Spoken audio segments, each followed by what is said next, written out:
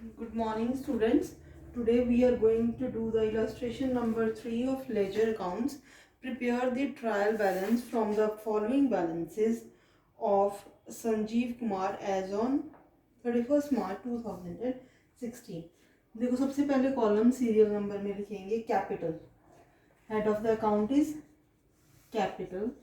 Always जो capital है उसका कौन सा बैलेंस होता है बेटा? Credit balance is there. तो क्रेडिट वाली साइड पे कितना अमाउंट लिखेंगे? 60,000 rupees. Next is stock. Stock जो है बेटे इन्होंने लिखा हुआ है 1/4/15 को है.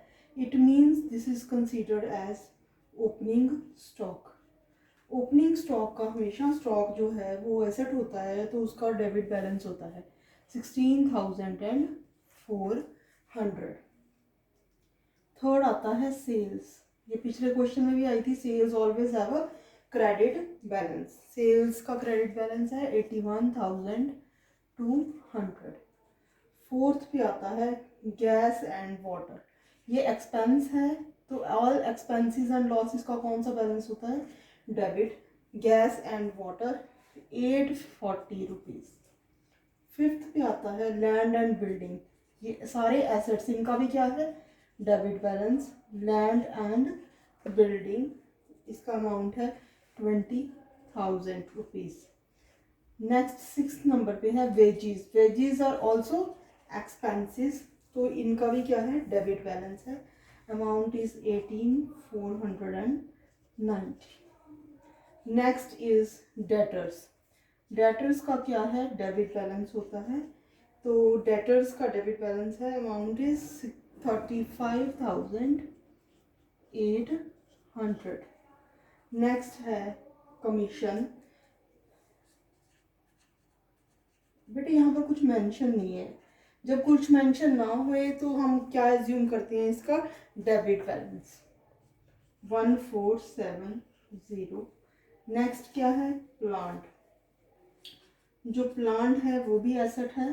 प्लांट एंड मशीनरी जिसको बोलते हैं, तो इसका भी डेबिट बैलेंस है 10,270.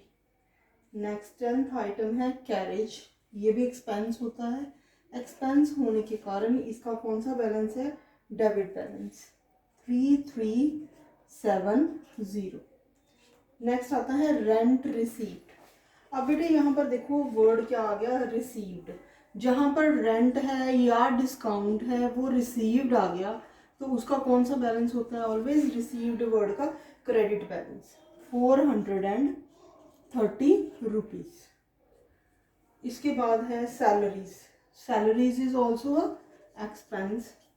तो एक्सपेंसेस है तो डेबिट बैलेंस होगा 4,300. इसके बाद है next item is insurance. It is also expense. It's balance is 10 and 60 debit balance. इसके बाद की आइटम्स में इसको इरेज करके लिखने लगी हूँ. फिर एंड पे सारे डेबिट का और सारे क्रेडिट का टोटल लगाएंगे. लास्ट आइटम जो है आपने लिखी थी दैट इज इंश्योरेंस. इसके बाद आती है रिटर्न इनवर्ड्स. रिटर्न इनवर्ड्स का क्या है? ऑलवेज डेबिट बैलेंस होता है. This is return inwards means sales की रिटर्न. सेल्स का क्रेडिट बैलेंस और उसकी रिटर्न्स का डेबिट बैलेंस. नेक्स्ट देखो फिर आ गया डिस्काउंट रिसीव्ड. अब यहाँ पे फिर वर्ड क्या आ गया? रिसीव्ड. तो इसका कौन सा बैलेंस होएगा? Credit 120 rupees. इसके बाद है बिल्स पेबल.